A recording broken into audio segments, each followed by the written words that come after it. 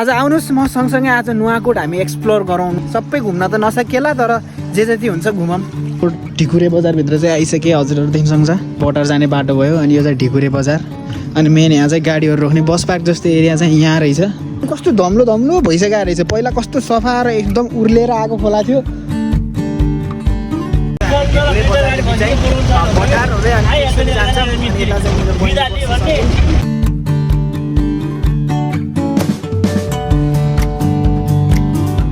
अब राम्रो बाटो आउँछ भनेको बाटोमा चाहिँ फेरि उयो नै रहेछ। यहाँ फेरि घर बनाउन लागेको क्या।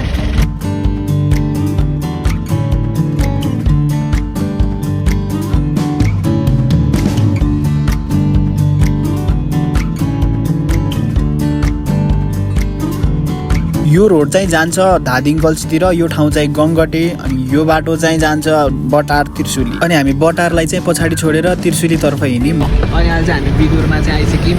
अनि यो बाटो चाहिँ हजुरहरू देख्नुहुन्छ यो बाटो चाहिँ मास्तिर नुवाकोट दरबार जाने बाटो। तल गएर माथि जिप लाइनहरू यहाँबाट त केही देखिन्न क्या।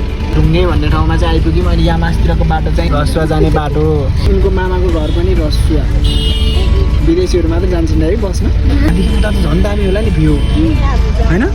यस्तो बाटो पनि खोला छ किन पर्छ किन पुरा रोड हो। तलतिर खोला मास्तिर रोड अनि घुमाउटो होला बाटो पनि। हिमाल पनि ठुलो ठुलो हुन्छ होला। हेर्दाखेरि पनि मजा आउने भ्यू।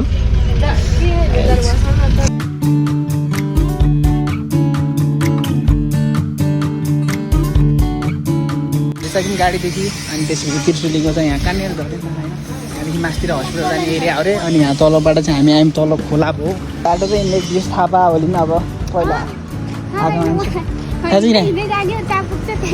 त्रिशुलीको चाहिँ बजारमा चाहिँ हिँड्दैछौँ। अनि यो बजार चाहिँ एकदम लोकल टाइपको छ क्या घरहरू पनि। अहिले त धेरै बनाएँ। मैले भिडियो बनाइरहेको छु यति हाँसिरहेको छु। फेरि यो एरिया एकदम शान्त रहेछ नि। म बोलेको सुन्ने त्यो खाजा किनेसँग 5 रुपियाँ पुगेन भनेर एउटा सिकाउँदा थियो।